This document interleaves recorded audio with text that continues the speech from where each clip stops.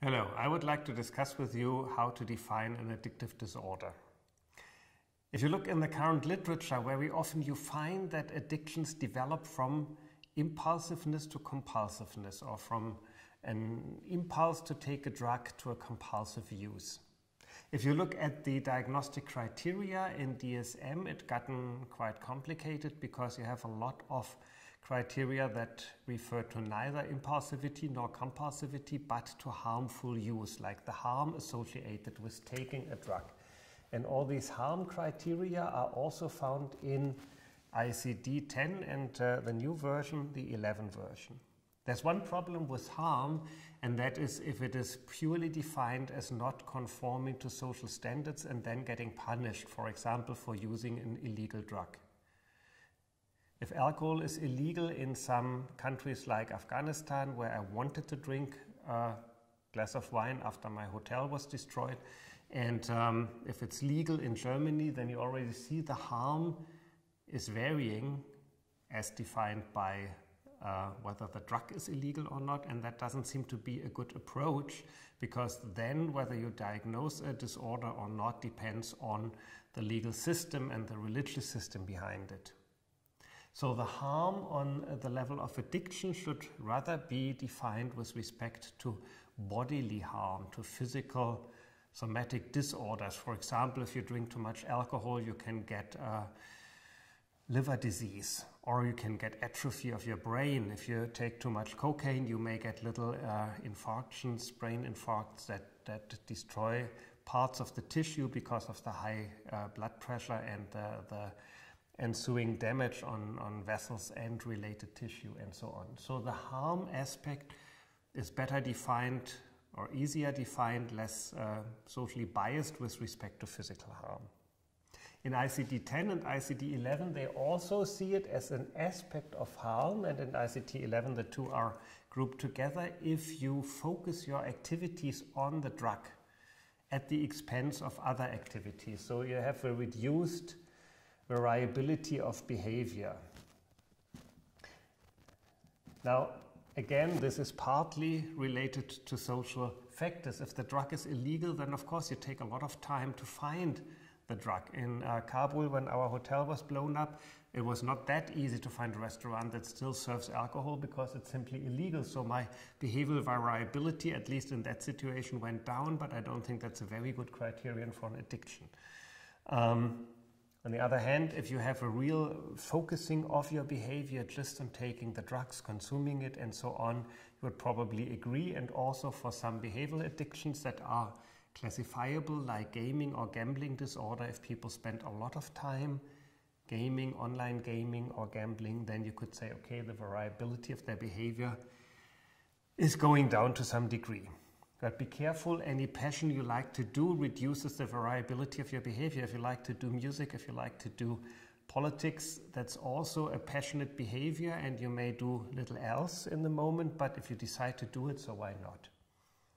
So this would just be an ICD-11 one criterion. Either of the two would suffice to fulfill one criterion of a dependence. In DSM, you only talk about substance use disorders, and all these harm aspects are not that clearly distinguished anymore from dependence.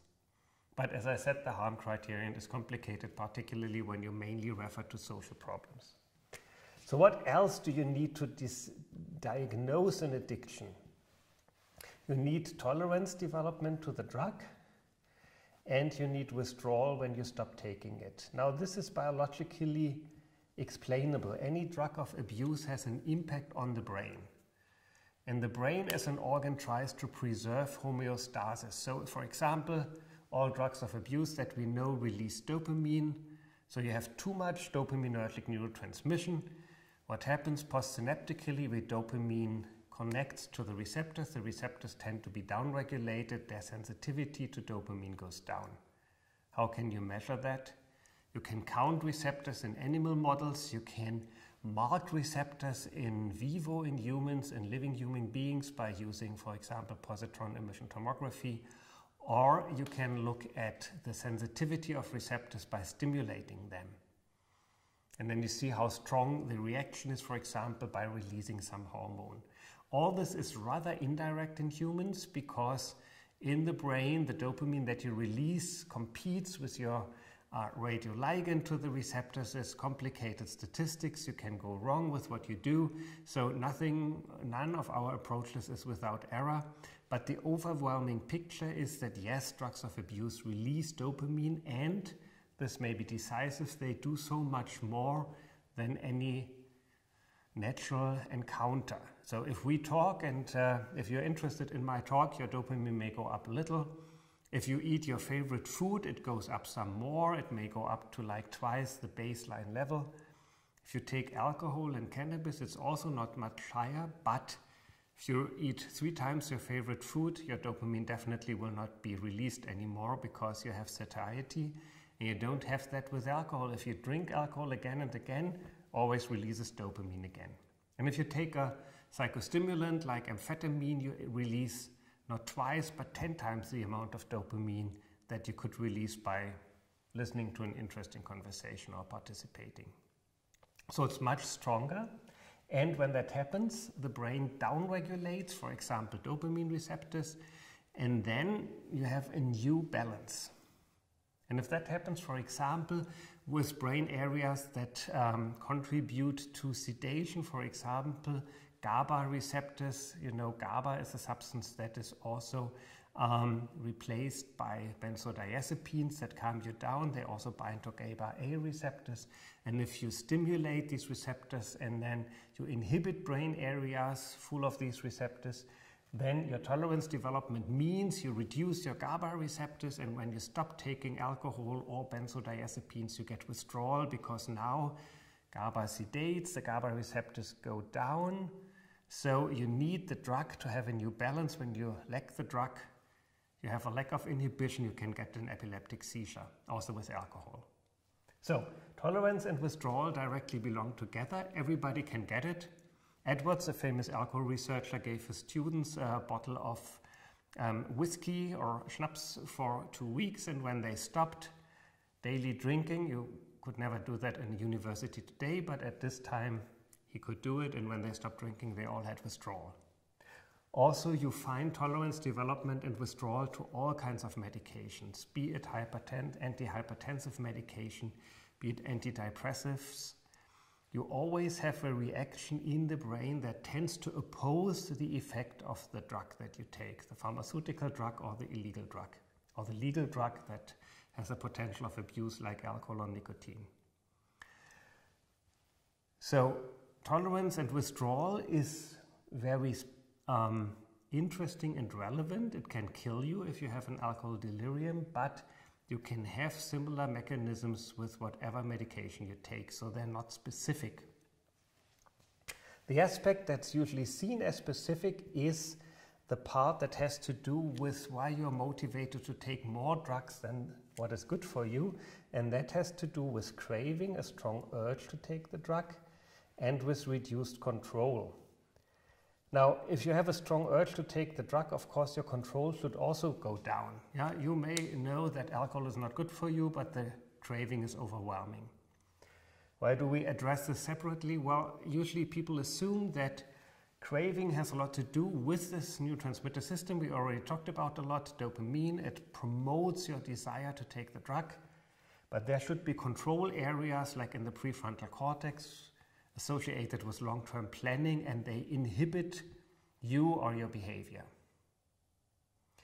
Indeed, such areas suffer from alcohol intake. You have some atrophy there, but also we have to say behavioral control is much more complex. It's not simply the prefrontal cortex as the supposedly highest brain area rules over the primitive desires. That's the wrong picture.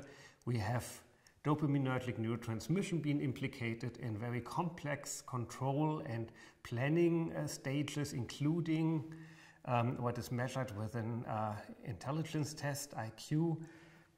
Brain areas interact, older ones and phylogenetically more established ones, newer ones like the frontal cortex, they don't act in isolation. You don't have a CEO or a general, if you imagine this as a military metaphor. You don't have a general in the prefrontal cortex, and if he's drunk, then the soldiers do nonsense, and the soldiers would then be the evolutionary lower dopaminergic level. It's not as simple as that. These brain areas interact and they're complex. Now, when you go back to impulsivity and compulsivity, you could say strong craving makes you impulsive. You just act on the desire. But that's not a good description of how addictions start, and they should start with impulsivity.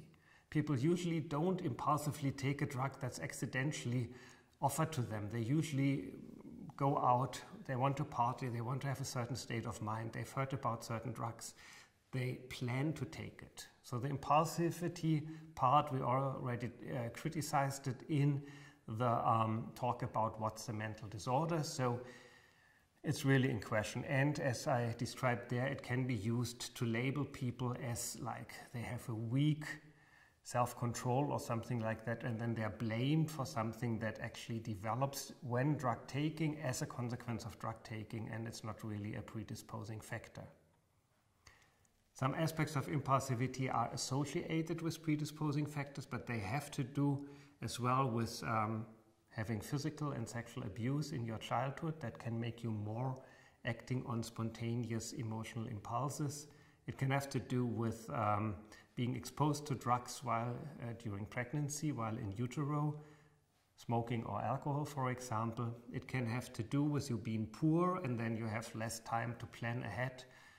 So impulsivity is a very complex construct, different aspects. Often they don't correlate at all together, and a lot of impulsivity results from brain damage associated with lack of control with long-term drug intake. Then your planning for the moment is worse, but it can recover. That's the good news. Alcohol-associated brain atrophy, for example, recovers, maybe not completely, but largely during the first months of abstinence. What about compulsivity? Where's the compulsive aspect in here? Could you say a craving is so strong that you're forced in a compulsive sense to take the drug? Philosophers have argued that this is a very bad example because if you're forced to take a drug, you should be unable to stop it, even if it costs your own life. So, for example, you can have compulsive tics in Tourette's syndrome. Your eye twitches and that the muscles around the eye twitches outside of your control, and they can tell you that they will shoot you now if it twitches again, and you will twitch.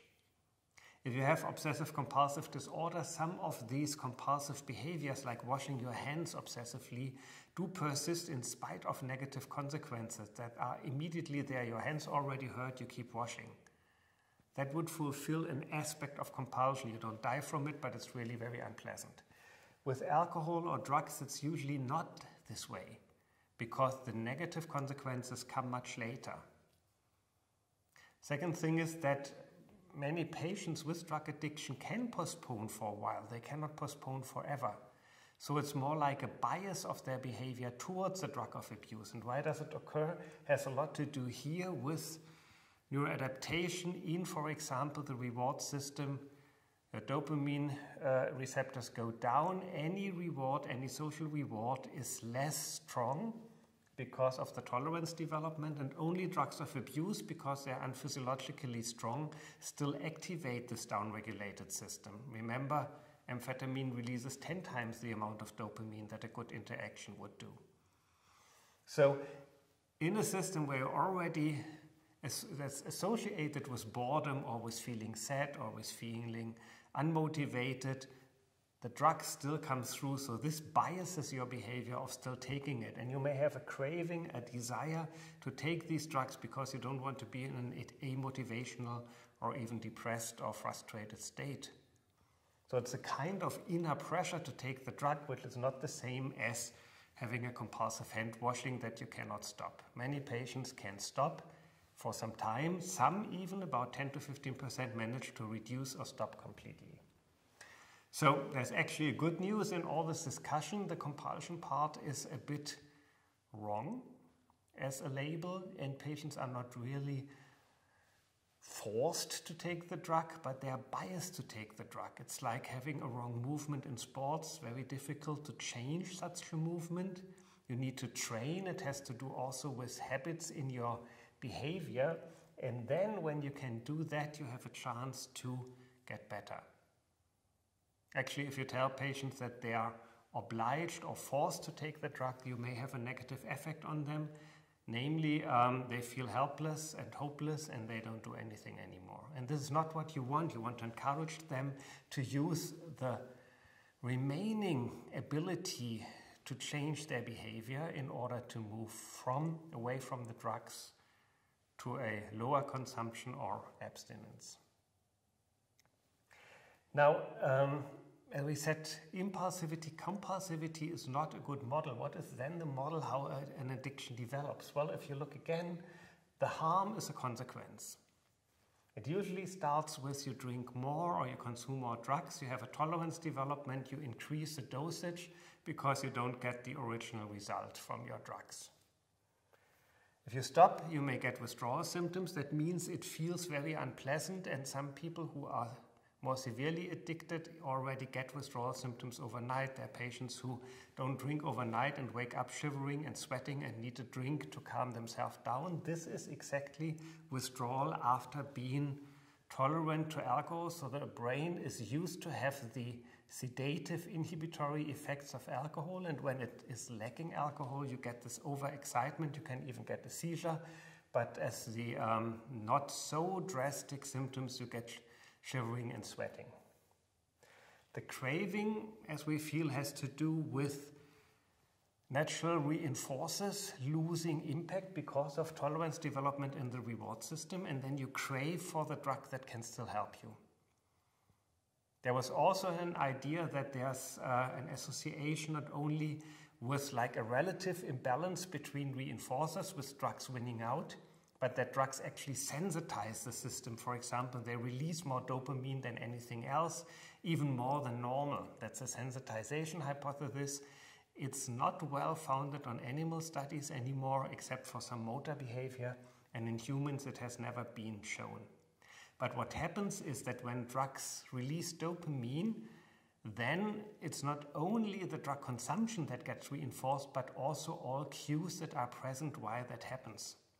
Think of Pavlov's dog. In this case, the dog didn't get drugs, but food. But when the food was announced by the ringing of a bell, then the dog would already saliva when it hears the ringing of the bell. So these conditioned cues, ringing of the bell, would indicate to the individual that something interesting comes up. I had a patient who said, well, when I walk through the streets, the sky turns gray, and he indicated that he feels a bit lost or alone. And then I come by a bar and I see the yellow light, I hear the clinging of glasses, I'm lost. So here you have conditioned cues. Clinging of glasses is a cultural ritual, has nothing to do with alcohol drinking in all cultures. Yellow light is a certain, again, cultural code associated with bars, at least in some parts of Berlin.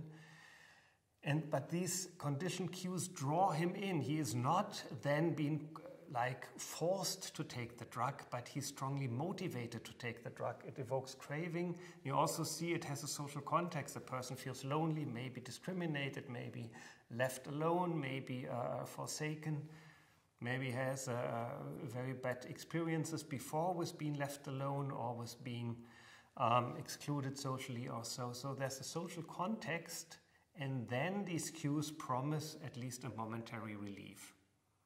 Is that impulsive? Well, you could argue that would be in his interest to take the drugs at a much lower level or not at all.